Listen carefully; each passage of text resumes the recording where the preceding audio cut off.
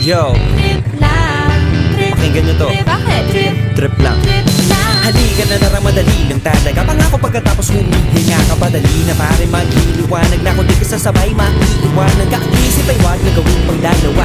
Dahil isa lang ito, gusto lang naman ito ay maging masaya. Para di ka mabato ay iwasan mo ang pananatili sa isang lugar. Ibig ko sabihin ay huwag ka papasakop sa takot, wag ka papasakop. Kapag nangate, di ka matito isipin mo. Yun yung